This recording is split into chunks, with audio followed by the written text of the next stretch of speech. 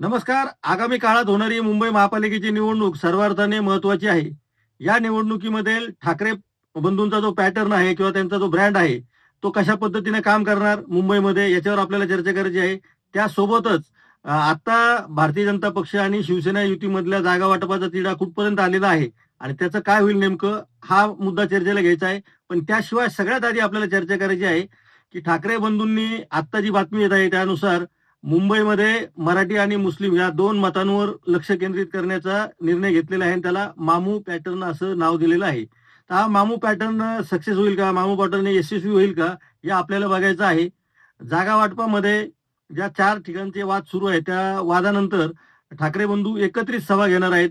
असं कळतंय की मुंबईमध्ये 3 ते 4 सभा पहिल्यांदाच ठाकरे बंधू एकत्र घेणार आहेत. त्यामुळं राज ठाकरे आणि उद्धव ठाकरेंच्या मुंबईमध्ये एकाच वेळेस 2-3 सभा हे या निवडणुकीचं खूप आकर्षण असणार आहे. या सभांचा काही उपयोग होईल का? हे आपल्याला बघायचं आहे. याशिवाय काँग्रेस पक्षाने आता जो अचानक निर्णय घेतलेला आहे, म्हणजे आतापर्यंत त्यांनी जाहीर भूमिका घेतलीच होती, की आम्ही युतीत लढणार नाही. पण आज या निर्णयावर त्यांनी शिक्कामोर्तब केलेला आहे.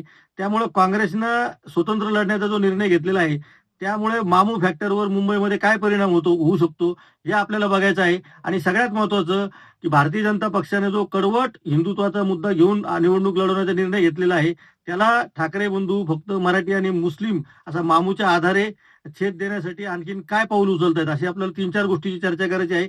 आपण या सगळ्या विषयाची चर्चा करणार आहोत.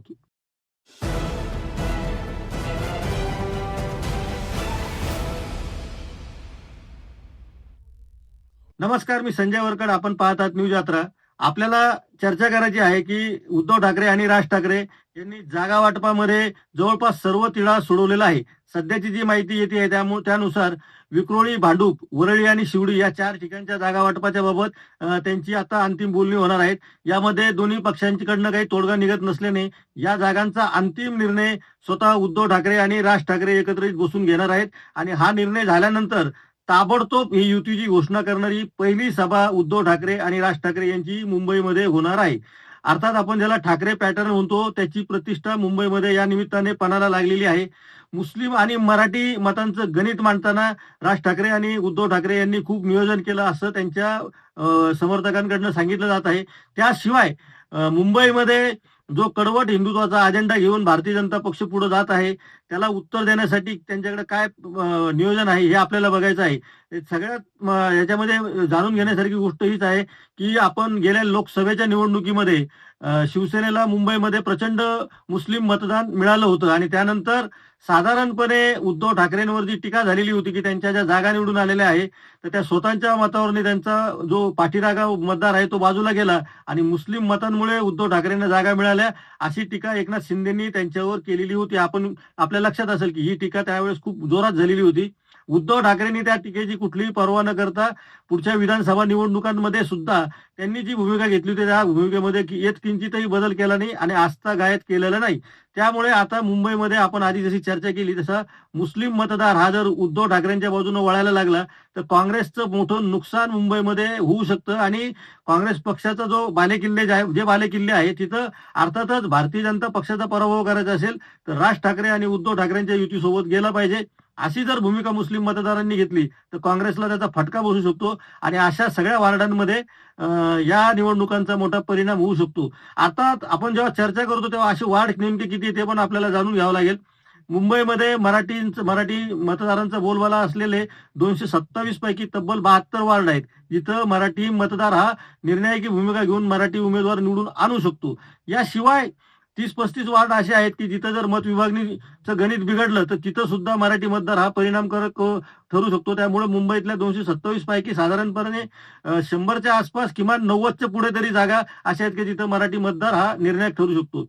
याशिवाय मुस्लिम मतदारांच्या मतांवर ज्या गणित ठरणार आहे, त्या वार्डांची संख्या 38 ते 42च्या दरम्यान आहे. कारण काही वार्डामधल्या जी हे झालेलं विभागणी झालेली त्याची नेमकी माहिती मिळत नाही, तरी सुद्धा 38 ते 42 वार्ड असे आहेत, की जिथे मुस्लिम मतदान हे निर्णायक ठरू शकतं.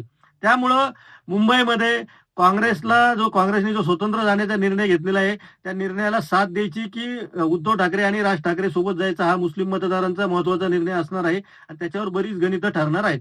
अर्थात या सगळ्या गणितामध्ये आपण सांगितल्यानुसार 72 वार्ड किंवा 40 वार्डामध्ये शिवसेना ठाकरे आणि मनसेचाच पॅटर्न चालेल अशी पण शक्यता नसते. आपण फक्त पॅटर्नवर बोलत आहोत. जिथं त्यांची शक्तीस्थळं आहे तिथं बोलत आहोत.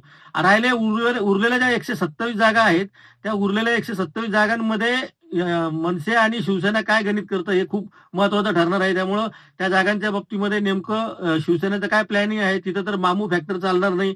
तिथं कोणता फॅक्टर चालणार, तर तिथे चालणार आहे तो हिंदुत्वाचा फॅक्टर.